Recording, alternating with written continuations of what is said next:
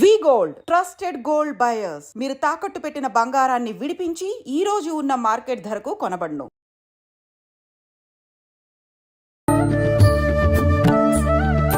నమస్కారం, welcome to I dream. ధర్మ మార్గం విత్ విజిత కార్యక్రమానికి స్వాగతం. ప్రస్తుతం మనతో పాటు ఉన్నారు ప్రముఖ ఆధ్యాత్మికవేత్త జేఎస్ శాస్త్రి గారు. ఇప్పుడు వారితో మాట్లాడి మరిన్ని విషయాలు తెలుసుకుందాం.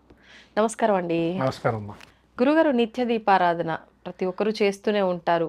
కానీ నిత్య దీపారాధన చేసేటప్పుడు పాటించాల్సిన నియమాలు ఏంటి? అంటే ప్రతినిత్యం ఆరాధన చేస్తున్నాం కదా, దీపారాధన చేస్తున్నాం కదా అని చెప్పి ఏదో చెయ్యాలి అని చెప్పి చేస్తే మంచి జరుగుతుందని చెప్పి చేయటం వేరు, భక్తితో చేయటం వేరు. అంటే ఏది చేసినా ఎలా చేసినా మనం తెలిసి తెలియక కొన్ని తప్పులు చేస్తూ ఉంటాం. అలా చేయకుండా పద్ధతిగా చెయ్యాలి అని అంటే ఏ విధంగా చెయ్యాలి? చేస్తున్న పొరపాట్లు ఏవైనా ఉన్నాయా? శ్రీ గురుభ్యో నమః. శ్రీ మహాగణాధిపతయ నమః. శ్రీ మహాసరస్వత్యై నమః. హరి ఓం. శ్రీమాత్రే నమః. నిత్య దీపారాధనలో దేవుడి దగ్గర దీపారాధన మనం చేసేటప్పుడు కొంతమంది ఒత్తిని పైకి పెడతారు. ఊర్ధ్వ ఒత్తి అంటారు దాన్ని. అంటే ఆకాశంలో కావచ్చు, వివిధ దేవతామూర్తులకు మనం ఎవరికి పెట్టకపోయినా అలా పైన ఊర్ధ్వ ఒత్తి పెట్టే కనుక అన్ని దేవతలకు కూడా ఆ దీపారాధన చేసే ఫలితం ఉంటుందని.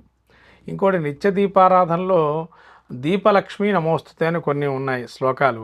కొన్ని ఏమో మన యొక్క ఆత్మస్వరూపమే దీపం అని చెప్పి చెప్పబడింది శ్లోకంలో, మంత్రంలో కూడా అదే చెప్పాం. సాధ్యం త్రివర్త సంయుతం వనినా జోడితం ప్రియం. అంటే ఈ యొక్క 3 వత్తుల్ని ఒకటిగా చేసి దాన్ని వెలిగించినట్లయితే ఆ వెలిగించినటువంటి దీపాన్ని పరమాత్ముడికి, అయ్యా నా యొక్క ఏదైతే ఆత్మ ఉందో దీన్ని పవిత్రముగా నీకు అర్పణ చేస్తున్న దీపారాధనగా అని చెప్పి ఈ విధంగా స్వామినికి నరకాత్తు లోకాలన్నీ కూడా ఏవి అటువంటి లోకాల నుంచి మమ్మల్ని ఉద్ధరింపజేయండి అని చెప్పి దీపాన్ని పెట్టినట్లయితే స్వామి దర్శనం జరుగుతుంది మనకి. మీరు చూసారేమో ప్రాచీన కాలంలో లైట్లు ఏమీ లేవు ఎవరికి. ఇప్పుడంటే లైట్లు పెడతా ఉన్నారు, రంగు లైట్లు పెడుతున్నారు.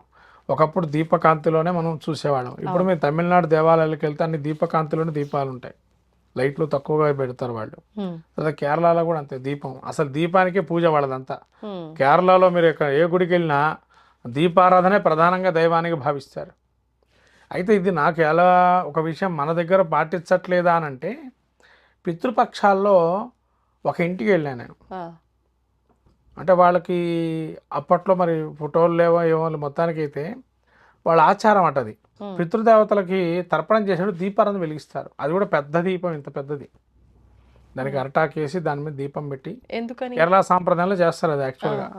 ఇక్కడ కూడా ప్రాధాన్యం మరి వాళ్ళు తెలుగు శుభ్రంగా, ఇక్కడ వాళ్ళ తెలంగాణ సాంప్రదాయం మాట్లాడి చేసేది. అంటే ఇప్పుడు ఆ దీపాన్ని వాళ్ళు పితృదేవతలుగా భావిస్తున్నారా, దేవతలుగా భావిస్తున్నారా? అక్కడ పితృదేవతా భావన కలిగింది అక్కడ వాళ్ళకి. ఎందుకంటే పూర్వకాలంలో మనిషి జీవి చనిపోతే ఫోటోలు కానీ, యంత్రికలు కానీ, టెక్నికల్ కానీ ఏవి ఉండేవి కావు. అవును, ఒక 100 ఏళ్ల క్రితం. అవునండి. ఇప్పుడంటే మన కెమెరాలు అనేకం వచ్చినాయి కానీ టెక్నికల్ కానీ అప్పట్లో ఏం ఉండేది కాదు. మనిషిని గుర్తు చేసుకునేవాడు దీపంలోనే ఆయన చూసుకునేవారు, వెలుగులోనే. అది దీపం యొక్క మహత్యం. అసలు ప్రధానమైన దీపాన్ని వెలిగించడం కారణం ఏంటంటే మనకు అగ్నిస్వరూపమే సర్వదేవతలుగా ఉంటారని చెప్పబడింది శాస్త్రం. అందుకనే దీపం యొక్క వెలుగులోనే దేవుణ్ణి చూస్తాము, దీపంలో వెలుగులోనే పితృదేవతలను చూస్తాము. దీపం యొక్క కాంతితోనే మార్గదర్శనం. అంటే మనం మార్గం చూపించాలన్న పూర్వకాలంలో దివిటీలు పట్టుకునేవాళ్ళు, దివిటీలు పట్టుకుని వెళ్ళేవాళ్ళు. రాజుల కాలంలో అంతా దివిటీలే. ఇప్పుడు కాలంలో అంటే అది ఉన్నది. ఇప్పుడు దివిటీలు ఎక్కడ వాడుతున్నారంటే వైష్ణవ దేవాలయాల్లో వాడుతున్నారు దివిటీలని. ఇప్పటికీ ఇంకా వాడుతున్నారు దేవాలయాల్లో. దేవాలయంలో నైవేద్యం తీసుకెళ్ళేప్పుడు దివిటీ పట్టుకొని తీసుకెళ్తారు.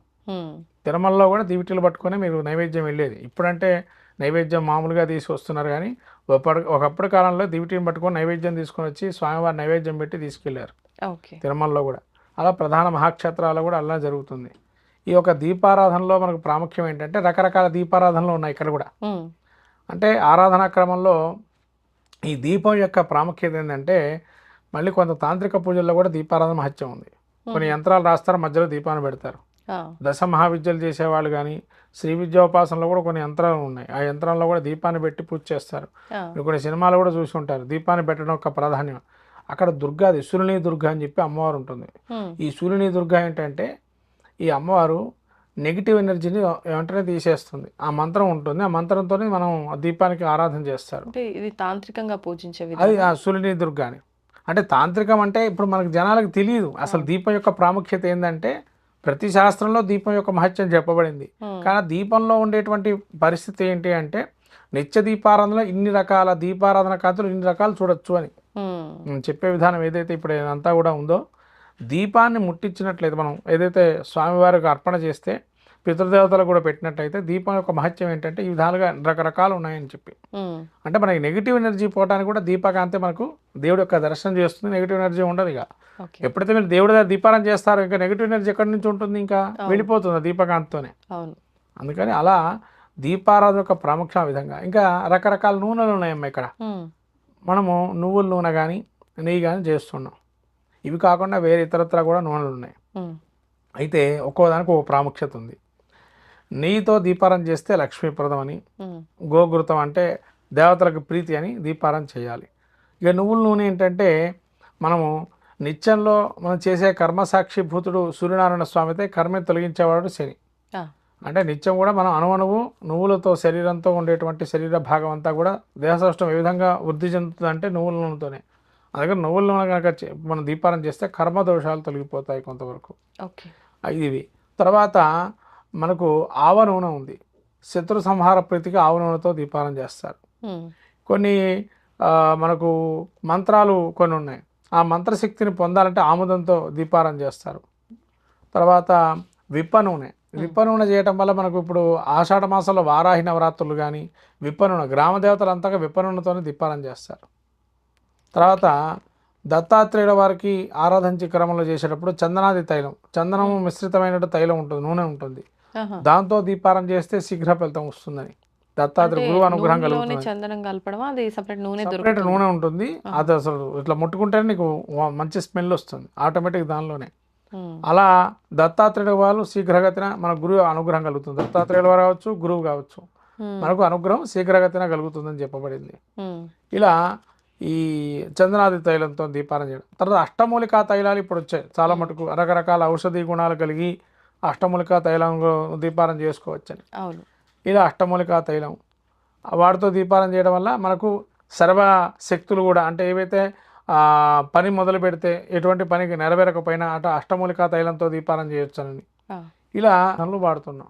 కానీ దీపారాధన దేవుడికి వచ్చేటప్పటికి మన కుడి చేయి వైపు ఏమో దేవుడు కుడి చేయి వైపు నెయ్యి దీపారాధన, ఎడం చేయి వైపు నువ్వుల దీపారాధన పెట్టాలి. అంటే రెండిట్లో రెండు రకాలుగా నూనెలు. రెండు రకాలుగా పెట్టాలి. ఆ, ఇది ఎందుకనంటే- చాలా ప్రాముఖ్యమైంది ఇది. ఓకే. కానీ మనం ఏం చేస్తున్నామంటే అన్ని రోజుల్లో కొంతమంది నువ్వుల నూనె వాడతారు. శుక్రవారం వస్తే మాత్రం ఇది మన కొబ్బరి నూనె కానీ నెయ్యి కానీ వాడతారు. ఈ కొబ్బరి నూనెతో కూడా దీపారాధన చేయొచ్చు, లక్ష్మీ అనుగ్రహం కలుగుతుంది. ఓకే. అంటే కొంతమంది నెయ్యితో దీపారాధన చేయలేని వాళ్ళు కొబ్బరి నూనెతో చేస్తారు, శక్తి లేని వాళ్ళు. అలా కొబ్బరి నూనెతో చేసినా కూడా లక్ష్మీప్రదం కలుగుతుంది. ఉమ్, కానీ ఏంటంటే ప్రతినిత్యం కూడా ఒక నెయ్యి దీపారాధన, ఒక నూనె దీపారాధన ఉండాలి. దీనిలో ఉన్న ప్రాముఖ్యం ఏంటంటే నెయ్యి సర్వదేవతలకు, ఉమ్, ఏ దేవుడిని మనం ఆరాధన చేసినా ఆ దేవుడికి ఈ యొక్క నూనెతో చేస్తే కనుక, నెయ్యితో చేస్తే కనుక ఫలితం శీఘ్రంగా ఆ దేవత అనుగ్రహం కలుగుతుంది. ఇప్పుడు రెండు ప్రమిదల్లో కూడా మూడు మూడు వత్తులు వేయాలా? 3 ఒత్తులు అంటే 3 ఒత్తుల్ని ఏకం చేయాలి. మళ్ళీ ఏకవత్తిగా చేసి. ఏకవత్తిగా చేసి అంటే దీపారాధన కొంతమంది ఈ 3 వత్తులు వేయాలి లేకపోతే 2 వత్తులు వేయాలి అని అన్నప్పుడు ఓన్లీ అంటే స్టార్టింగ్ లో మాత్రమే ఒకటిగా చేసి కింద అలా స్ప్రెడ్ చేసినట్టుగానే వదిలేస్తారు. అలా చేయాలా? మొత్తానికి ఒకటిగా చేయాలా? ఎలా చేయాలి? మొత్తం నలపకూడదమ్మా, పై వరకే పై నలపాలి. వరకే. అడుగు భాగం అంతా నలపకూడదు. ఉమ్, కొంతమంది ఈ మధ్యకాలంలో చూశాను దీపారాధన చేసేటప్పుడు ఈ నలపకుండగా యువతలకు వచ్చేస్తున్నాయి ఒత్తులు. అలా వచ్చినా ఎటువంటి ఇబ్బంది లేదు. కానీ మీరు దీపారాధన మాత్రం ముందరే వెలిగించాలి. ఎక్కడ నలిపాం అక్కడే వెలిగించాలి. కొంతమంది ఏం చేస్తున్నారంటే ఈ వెనకాల వైపు ఇట్లే ఉన్నది కదా, ఇదేమైనా అరిష్టం ఏమో అనుకుంటున్నారు. ఉమ్, అరిష్టాలంటూ ఏముండవండి. మీరు ముందర దీపారాధన చేసేటప్పుడు ముందరే చేయండి. వెనకాల అలా ఉన్నా కూడా ఏమీ కాదు, ఓకే. అది వదిలేసి. ఎందుకంటే కొన్ని ఒత్తులు పెద్దగా ఉంటాయి, కుందులు చిన్నగా ఉంటాయి. ఉమ్, ఉమ్, అలా ఇంకోటి దీపారాధనలో కూడా మనకు రకరకాల దీపారాధనలు ఉన్నాయి. ఇప్పుడు రాహుకేతులు బాగాలేదనుకోండి, సర్పాకార దీపారాధన చేయొచ్చు. తర్వాత మనకు కొంతమంది కామాక్షి దీపం అని, కొన్ని పిండి దీపాలని, ఉమ్, కొంతమంది మళ్ళీ ఈ గుమ్మడికాయలో దీపారాధన అని, కొబ్బరిలో దీపారాధన అని, అంటే ఒక్కొక్క దేవతా ప్రీతికి ఒక్కొక్కటి చేయొచ్చు. ఇలా దీపారాధన చేయటం వల్ల ఏంటంటే మనల్ని ఉద్ధరించడానికి, అంటే మనకు ఉండేటువంటి దోషాలు పోయి మనకు ఉత్తమ లోకాలు కలగాలని, మన ఆత్మ మంచిదైన స్థితిలో రావాలని, పవిత్రంగా ఉండాలని చెప్పి ఆ దీపారాధనతో మన జ్ఞానం కూడా కలగాలని చెప్పి ప్రధాన మార్గంగా దీపారాధన చెప్తారు. ఓకే. ఇలా దీపారాధన చేయడం జ్ఞాన మార్గానికి ప్రధాన ఉద్దేశంగా చెప్పబడింది. ఇప్పుడు దీపం షోడశ ఉపచార పూజల్లో ఒకానొకటి. ఈ దీపారాధన చేయటం వల్ల దేవుడితో పాటు మనకు జ్ఞానం, అంటే దేవుడికి మన జ్ఞానాన్ని ప్రసాదించాలి అని చెప్పి ప్రధానంగా దీపారాధన చేయాలి. అట్లనే లక్ష్మీప్రదం కూడా దీపారాధన. దీపారాధన ఏ ఇంట్లో అయితే జరుగుతుందో, నిత్యం ఉంటుందో, ఆ ఇంట్లో లక్ష్మీ స్థిర నివాసమే ఉంటుంది. ఓకే, ధన్యవాదాలండి. దీన్ని తవ్వండి, తవ్వుతూనే శివలింగం. పరమాత్మకు జీవా సరే దాన్ని అట్లా కప్పేసేయండి, చూపించదండి. Krishna is there. మూర్తి పూజ కాదు, సాక్షాత్ బ్రజేంద్ర నందన భగవాన్ ఉన్నారు మూర్తిలో. ఏమీ ఆశించకుండా ఆరాధించే వాళ్ళు కూడా ఉన్నారా ప్రభుజీ? నిజమైన భక్తి అంటే మనకు తెలియదు కాబట్టి